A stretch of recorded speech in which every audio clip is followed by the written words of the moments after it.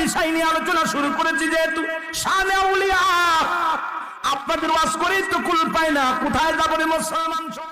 এবার জিন জাতির সরদার তরবারিটা ফেলে দিয়ে থরথর করে কাঁপতে লাগলেন।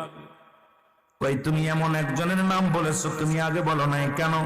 বেয়াদবি হয়ে গেছে, আমারে তুমি ক্ষমা করো, আমি তোমারে মাফ করে দিলাম। আমার সন্তানকে হত্যা করেছো, আমার কোনো দাবি নাই। আমার সন্তান হত্যা করেছো।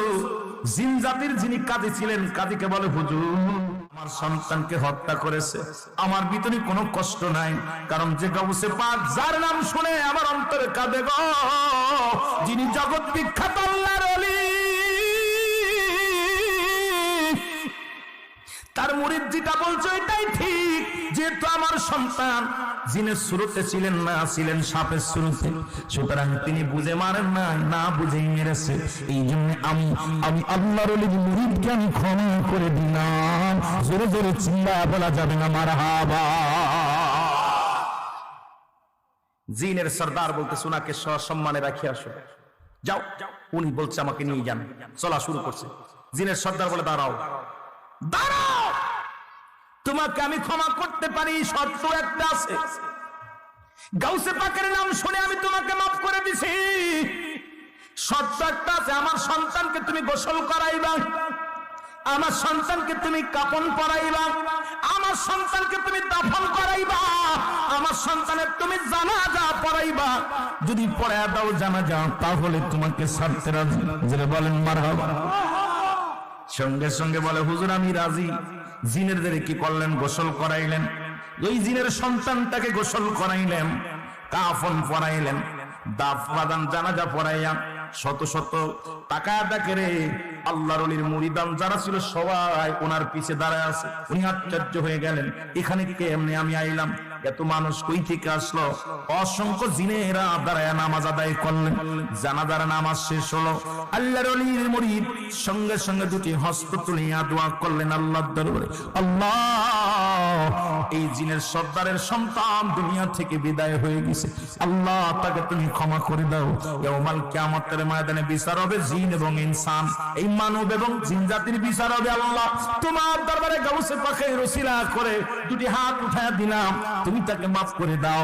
এবং জিন জাতির সন্তানের জন্য দোয়া করলেন। এবার জিনের সর্দার বললেন, ও আমার সৈন্যরা তাড়াতাড়ি যাও, হুজুরকে গাউসে পাকের কদমে সম্মানের সঙ্গে পৌঁছায়া দাও। মুরিদকে উড়াইয়া নিয়ে আবার গাউসে পাকের সামনে হাজির করে দিলেন। সবাই আশ্চর্য হয়ে গেলেন। গাউসে পাকের সামনে যখন হাজির করা হলো, এ মুসলমান, অন্য মুরিদানরা বলে হুজুর উনি তো গায়েব হয়ে গেছিল, কই থেকে আসলো?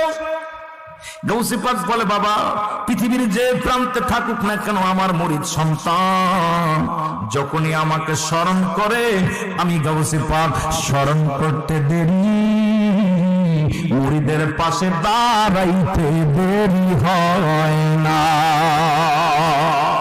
জোরে জোরে চিল্লায় বলা যাবে না মারহাবা।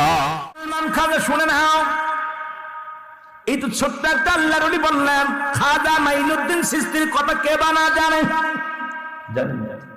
জোরে বলেন জানেন কি জানেন না? একটা জীবনে নিয়ে আলোচনা করলে আপনাদের সময় লস হয়ে যাবে।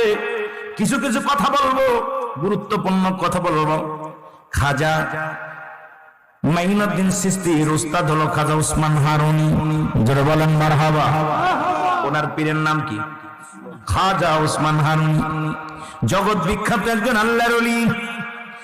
মুসলমান শুনে নাও, দিলের কান্ডা লাগায় শুনে নাও। আর খাজা মাইনুদ্দিনের উস্তাদ হলো মুসলমান শুনে নাও, জগৎ বিখ্যাত একজন আল্লাহর মাহবুব বান্দা ছিলেন। ও মুসলমান, ও আমার ভাইরা, আমার বন্ধুরা, আমার একবার পিতৃরাজ খাজা মাইনুদ্দিন ইবাদতের মধ্যে আছে, ইবাদত বন্দেগীর মধ্যে, সিজদার মধ্যে পড়ে আমার আল্লাহরে ডাকে, আল্লাহ আমি গাউসে, আমি খাজা মাইনুদ্দিন চিশতি তোমার দরবারে প্রার্থনা করি, আল্লাহ তুমি আমারে দয়া করো, আমার মুরিদ সন্তানদের দয়া করো। খাজা মাইনুদ্দিন দোয়া করলেন। পিতৃরাজ বিশাল একটা পাথর চালান দিলেন, পাথরটা কয়েক টন ওজন।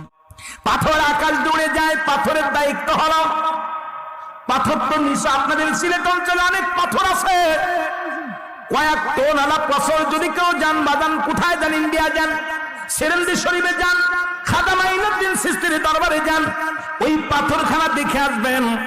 এ মুসলমান, একজন হলো আল্লাহর ওলি, যিনি মাকাম ইব্রাহিম আলাইহিস সালামের পায়ের ছোঁয়ায় পাথর ধন্য হয়েছিল।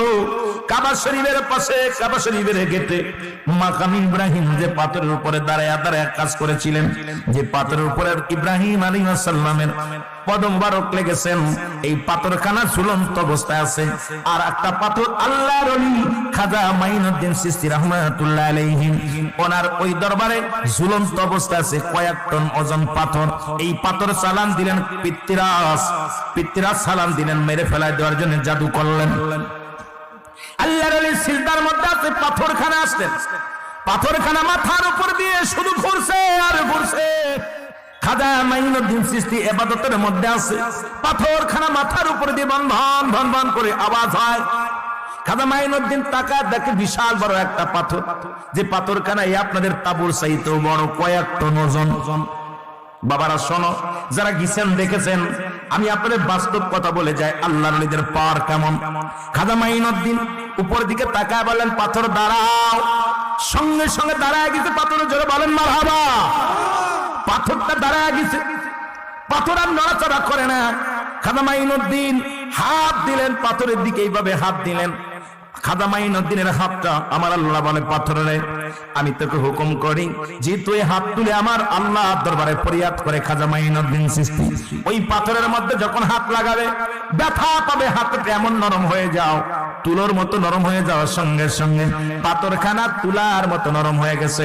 খাজা মাইনুদ্দিনের 5টা আঙ্গুলের ছাপ ওই পাথরের মধ্যে এখনো পর্যন্ত আছে। আসতে দেবে না জোরে দেবে? ওলি আল্লাহর দেশে বাস করেন, অসংখ্য ওলি আল্লাহর দেশে কোনো নবী আসেন নাই, অসংখ্য ওলি আছে। তাদের ইজ্জত করলে আল্লাহ খুশি হয়, রাসূল খুশি হয়। ও মুসলমান শুনে নাও, মাইনুদ্দিনের ঘোড়া দিল মোমের মতো নরম হইয়া, আঙ্গুলের 5টা ছাপ লেগে গেল। আমি একটু দেখি ঘোড়ার পায়ের ছাপ লাগে না, ঘোড়া হাঁটু মুবারক লাগাইছে, কারণ যে পাথরের মধ্যে খাজা মাইনুদ্দিন হাত লাগাইছে। ওলি আল্লাহ গান, যে পাতিলের মধ্যে চা খাই এটা সাধারণ কাপ থাকে না, কাপ মুবারক। পানির পেয়ালা, পানি পান করে এটা পানির পেয়ালা মুবারক।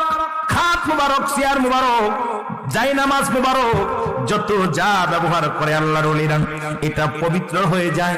মুসলমান, এখন মুসলমান শুনে নাও, শুনে নাও, খাজা মাইনুদ্দিন চিশতি রাহমাতুল্লাহ আলাইহি। আবার খাজা বললে অনেকে কষ্ট পায়, খাজা বললে অনেকেই খাজা মাইনুদ্দিন বোঝায়, আবার অনেকের পীরের নামে খাজা বললে কষ্ট পায়। খাজা হলো ফার্সি ভাষা, খাজা শব্দের অর্থ সম্মান, বাবা শব্দের অর্থ বান্দার বা দয়ান।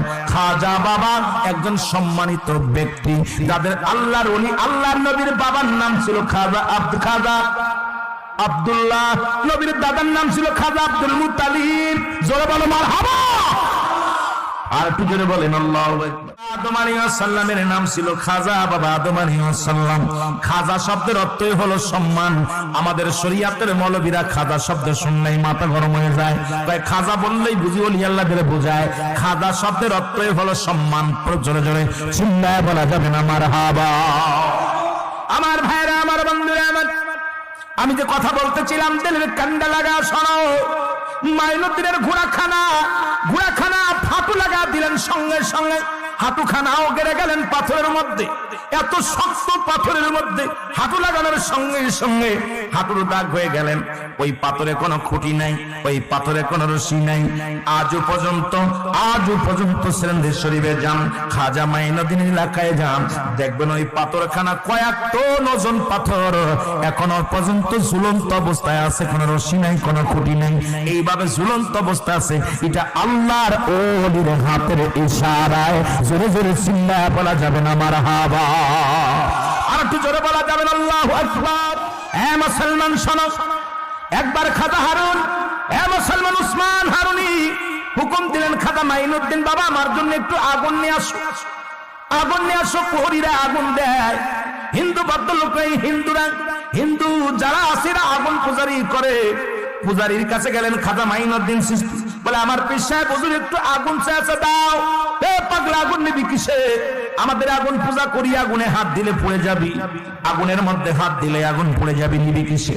তোমার হাতের উপরে দাও, একটু আগুন আমার হাতের উপরে দাও। হিন্দুরা বলে বাবা পাগল হয়ে গেছো, আগুনে হাত দিলেই পুড়ে যাবে, তোমার নেওয়ার কিছু আনো নাই, আগুন আমরা পূজারি করি, আগুন দেওয়াও যাবে না। খাজা মাইনুদ্দিন বলে দাঁড়াও, তোমাদের আগুনের মধ্যে আমি লাগবো, তোমাদের আগুনে পুড়াইতে পারবে না। খাজা মাইনুদ্দিন আগুনের মধ্যে লেবে গেলেন। হিন্দুরা সবাই বলে মনে করছে পুড়ে শেষ, আল্লাহর ওলি পুড়ে শেষ হয়ে গেছে। কিছুক্ষণ, আধা ঘন্টা, 10 মিনিট, 15 মিনিট পরে আগুনের কুণ্ড থেকে সশরীরে বাইর হয়ে আসলেন। একটা পশম পর্যন্ত খাজা মাইনুদ্দিনের একটা পশম পড়ে নাই। জোরে জোরে বলো মারহাবা। মুসলমান গভীর মনোযোগ,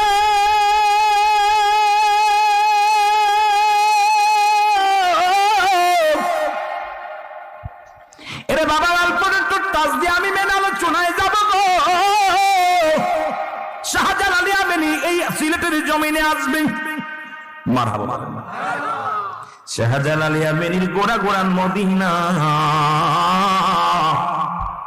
ওখান থেকে ভারত হইয়া কাশ্মীরি হইয়া বাংলার জমিনে আগমন করবেন। এই খবর চলে আসলেন গুরু গোবিন্দর কাছে। এর সিলেটের মানুষ গরু জব করে খাও, লজ্জা করা উচিত। ওলি আল্লাহর বিরুদ্ধে যারা কথা বলো, কুরবানি করা তোমাদের জন্য জায়েজ নয়, তোমাদের জন্য গরুর গোশ খাওয়া জায়েজ নাই। এই সিলেট অঞ্চল ছিল হিন্দু রাজ্য, সিলেটের জমিন ছিল হিন্দু রাজ্য। এই হিন্দুদের অত্যাচার এত পরিমাণ চলতে মুসলমান, গুরু গোবিন্দর রাজত্ব ছিল সিলেটের অঞ্চল। সেই অঞ্চলে আযান শোনাইছে শাহজালাল ইয়ামানি, সেই জমিনে গরু জবাই করেছে শাহজালাল ইয়ামানি, সেই জমিনের মধ্যে আযানের ধ্বনি দিয়েছে শাহজালাল ইয়ামানি, এই জমিনের মধ্যে জামাত চালু করছে শাহজালাল ইয়ামানি, এই জমিনের মধ্যে আল্লাহর বিধান মানছে শাহজালাল ইয়ামানি গো। আজকে তারা যারা অস্বীকার করে এরা মানব নয়, এরা দানব। জোরে বলেন ঠিক কিনা? এ মুসলমান গভীর মনোযোগ। শাহজালাল ইয়ামানি 360 জন আউলিয়া নিয়ে চলে আসলেন। গুরু গোবিন্দ খবর পাইলেন, বলে রাজপথ বন্ধ করে দাও, নৌপথ বন্ধ করে দাও, বিমান পথ বন্ধ করে দাও। সিলেটের জমিনের জন্য কোন দাড়িওয়ালা টুপিওয়ালারা ঢুকতে পারে না। আজকে সিলেটের মানুষ ধন্য। ও বাজানরা, কারো সিলাই মিষ্টি খাও মোল্লা চিনলা না।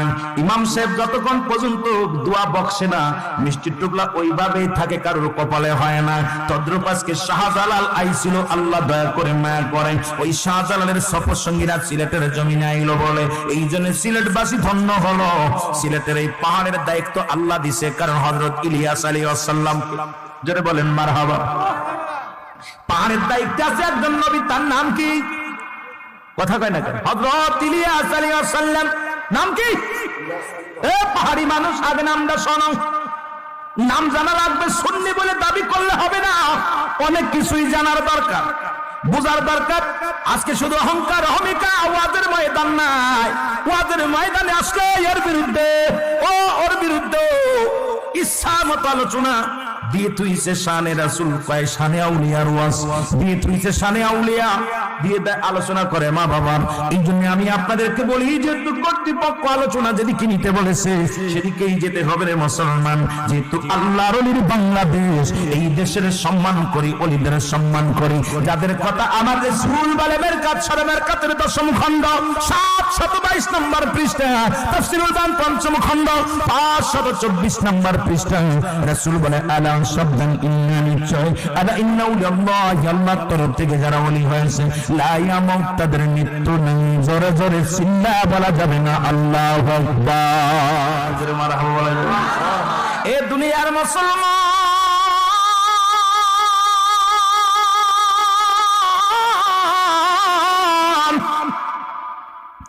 গুরু গোবিন্দ ঘোষণা করলেন, কোন দাড়িওয়ালা, কোন টুপিওয়ালা যেন সিলেটের জমিনে ঢুকতে পারে না। সব নদী নালা সব বন্ধ, হরতাল, অবরোধ, সব অবরোধ করে দিলেন। শাহজালাল ইয়ামানি আস্তে আস্তে করে চলে আসলেন সুরমা নদীর কিনারায়। জোরে বলেন মারহাবা। ওই সুরমা নদীর কিনার দিয়ে ছিল খাসের বঙ্গল, কাশিয়া, কাশি যেটা সাদা সাদা ফুল হয়, প্রচন্ড ফুল, শোনে উলুর ফুল, বিশাল জঙ্গল ছিলেন। জঙ্গলের ভিতর দিয়ে আসলেন শাহজালাল ইয়ামানি। সাথীরা কয়, ও আল্লাহর ওলি, আর হাঁটতে পারি না, চলতে পারি না, আর কত দূর। সাথীদের জবাব দেয়, ও সাথীরারে ধৈর্য ধর, এই বুঝাইয়া গেছি আমার গন্তব্যস্থানে আমার আল্লাহ যেখানে আমার স্বপ্নে দেখাইছে, যেখান থেকে আজান দিব সিলেটের ওই জমিনের মধ্যে, এখান থেকে সারা সিলেট বাসী নয়, গোটা বাংলাদেশের সমস্ত জায়গায় ইসলামের দাওয়াত প্রচার করবে এখান থেকে। জোরে বলেন মারহাবা। 2 দিন সাথীরা খায় না, 2 দিন সাথীরা খায় না ক্ষুধার্ত অবস্থায়। শাহজালাল শাহপরান বাগনে সাথে বাগনা কয়, মামা খিদার যন্ত্রণা পড়ছো, আমি ছোট মানুষ, ক্ষুধা লাগছে। বাগনে ধৈর্য ধর, খাবার ব্যবস্থা হবে। শাহজালালের উজির যিনি ছিলেন ওনার সহকারী খাদেম ডাকতে বললেন, এ খাদেম সাহেব, আপনার কাছে একটা রুটি দিয়েছিলাম। মারহাবা বলেন না। কয়খানা রুটি? 1খানা রুটি দিয়েছিলাম। বলে, জি হুজুর, এই রুটি খানা দিয়েছিলেন যখন আমি কাশ্মীরের মধ্যে ছিলাম, ওই ভারতে যখন আসতেছিলাম, তখন এই রুটি খানা 3খানা রুটি ছিলেন, 2 খেয়েন, আপনি 1 কান খেয়েছেন, আমি 1 কান খেয়েছি। আর 3টা রুটির 1টা রুটি অবশিষ্ট আছে, সেটা আমার এই সামার ব্যাগের মধ্যে আছে। জোরে বলেন মারহাবা। কিসের ব্যাগের? চামড়ার ব্যাগের মধ্যে। মুরব্বীরা শোনো, কোন জমিনে বাস করো, ইতিহাস পড়ো, আল্লাহর ওলিদের জীবনী পড়ো, কাজে লাগবে। মারহাবা বলো না। এবং খাজুরের হালুয়া, জবের হালুয়া, এই সামান্য একটু ছিল, রেখে দিছি, বা মিষ্টি জাতীয় খাবার। হুজুর বললেন, তোমরা উলুগুলো কাটো, উলুবন কাটো, যেমন আজকে আপনারা খড় বিছিয়ে বসেছেন। আল্লাহর ওলি বললেন, তোমরা একটু করে উলু কেটে বসো, সবাই তোমরা বসে ওযু করো। এই সুরমা নদী থেকে পানি নাও, পানি নিয়ে ওযু করো, ওযু করে 2 রাকাত করে নামাজ সবাই আদায় করো। আজকে আমি তোমাদেরকে খানা খাওয়াইবো। সবাই আশ্চর্য হয়ে গেলেন, হুজুর চুলাও তো নাই, সাথে চুলা নাই, খাবার তো কোনো ব্যবস্থা নাই, চাউল নাই, ডাউল নাই, জব নাই, গম নাই, হুজুর খাবে কি করে? মারহাবা বলেন। আল্লাহর ওলি বললেন, বাবা তোমরা ধৈর্য ধরো, তোমাদেরকে খাওয়াইবো। সবাই নামাজ পড়ে নিলেন, 2 রাকাত করে নামাজ পড়ে নিলেন। মারহাবা বলো। আল্লাহর ওলিরা নামাজের গুরুত্ব দিছে। আমরা অনেক পীরের মুরিদ আছি, নামাজ পড়ি না।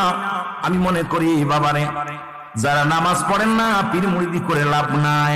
কারণ নামাজ একমাত্র কাফেররা নামাজ ছাড়ে, মুসলমান নামাজ ধরে। তুমি কেমন মুসলমান? নামাজের গুরুত্ব নাই। নামাজের গুরুত্ব যাদের নাই, তাদের পীর মুরিদি করে লাভ নাই। দুনিয়ার কোন ইবাদত নয় ও মুসলমান, সালাত। নামাজ যাদের নাই, তার আবার কিসের বন্দেগী আর কিসের জিন্দেগি? নামাজটা সহি শুদ্ধভাবে আদায় করতে চাই কি চাই না? আমার বাজানেরা, আল্লাহর ওলি কি করলেন? সবাই বসে গেলেন। 360 জন উলে একত্রিত হয়ে বসে গেলেন। 59 জন বসলেন।